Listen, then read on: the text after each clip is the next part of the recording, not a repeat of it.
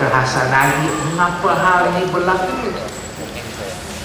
Beratus juta ringgit dibelanjakan untuk mengesan diesel yang diseruduk. Saya pun tak faham. Tapi bagi kita itu bukan satu cara yang kuat. Yang penting sekali penguatkuasa daripada agensi kerajaan dan juga daripada agensi yang lain untuk menekan diesel dijual secara diseludupkan kepada negara-negara jiran. Itulah apa dipanggil nanotech tu. Kalau kita nak cerita banyak lagi, tapi Dato' yang berhormat Dato' Dr. Hasan Ali, dia memang ada cerita yang lebih penting lagi untuk menyampaikan kepada tuan-tuan dan puan-puan sekalian. Cuma satu perkara lagi sebelum saya itu menamatkan itu ucapan saya, iaitu mengenai pendatang haram. Ini satu perkara yang memang diambil perhatian berat oleh semua pihak, sebab yang mempunyai permit untuk bekerja di Malaysia ini ada bilangan dia 2.020.000 orang yang mempunyai permit itu, pendatang dengan izin. Tapi bagi pendatang tanpa izin di negara kita berapa? Ada yang dianggarkan, dia panggil parti lah, pendatang tanpa izin, parti.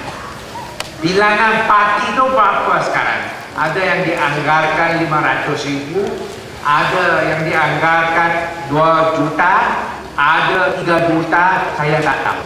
Tapi di dalam negara yang mempunyai penduduk 25 juta orang, kalau ada 5 juta pendatang itu memang dahsyat.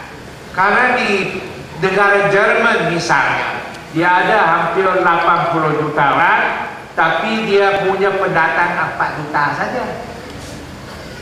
80 juta orang, 4 juta pendatang. Di Perancis itu begitu juga, 4-5 juta pendatang saja. Tapi di Malaysia kita ada 26 juta, kita ada itu penduduk, pendatang hampir 5 juta. Jadi ini masalah yang besar. Hospital kita ramai pendatang, terutamanya di Sabah. Di Sabah tu saya diberitahu hampir 50% penduduk tu pendatang. Ada yang kata lebih daripada 50%. Jadi ini masalah yang sangat itulah teruk sekali di Malaysia mengenai pendatang.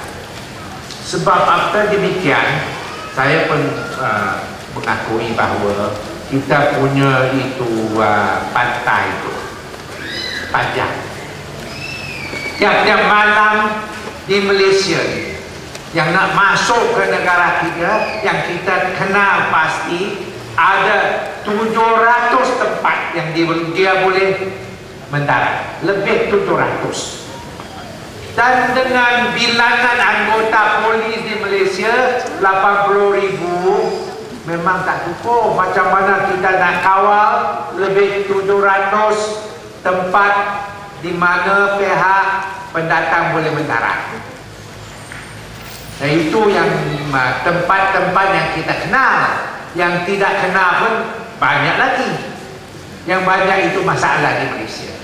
Tapi yang penting sekali itu, pihak immigration, pihak polis dan sebagainya mestilah memperketatkan cara-cara untuk mengendalikan para pendatang di negara kita. Tapi saya pun itu menyadari bahawa di banyak bidang, termasuk bidang pembinaan, bidang perladangan, dan termasuk di sawah pun, kalau tidak ada pendatang, memang tu semua bidang ini akan berhenti. di bidang pembinaan kalau tidak ada pendatang memang tidak boleh. Tidak ada sektor pembinaan di Malaysia kalau tidak ada pendatang. Saya akui. Walau bagaimanapun kita mesti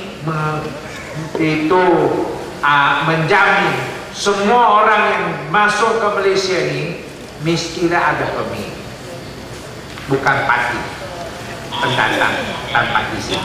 Itulah cara kita untuk mengendalikan semua. Dan tuan-tuan dan puan-puan dan rakyat sekalian, kita di Malaysia ni masyarakat majmuk. Masyarakat majmuk. Orang Melayu, orang Cina, India, dan orang asli.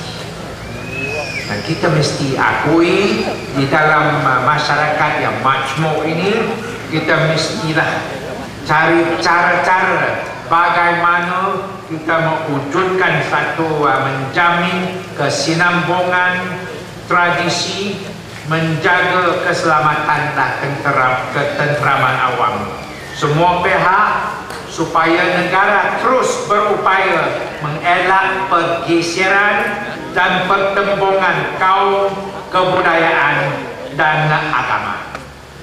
Kita mesti mencari cara-cara untuk memastikan wujudnya keselamatan dan ketenteraman. Dan tuan-tuan dan puan-puan sekalian, kalau wujudnya hanya nafsu pada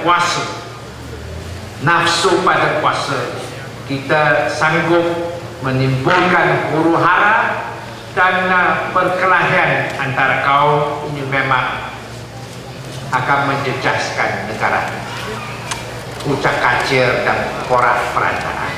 Dan tuan-tuan dan puan-puan sekalian, tak kiralah apa, sama ada undang-undang, peraturan-peraturan, pendekatan-pendekatan yang kita ambil mestilah boleh diterima secara terbuka oleh semua pihak, sama ada orang Melayu, orang Cina, orang India dan orang asli.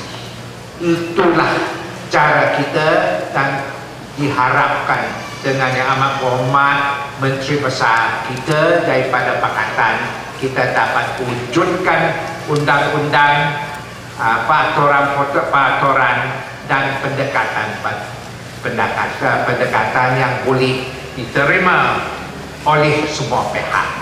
Pisang sesikat, bulai sebelanga. Tanda muafakat bersama-sama. Sekian, terima kasih.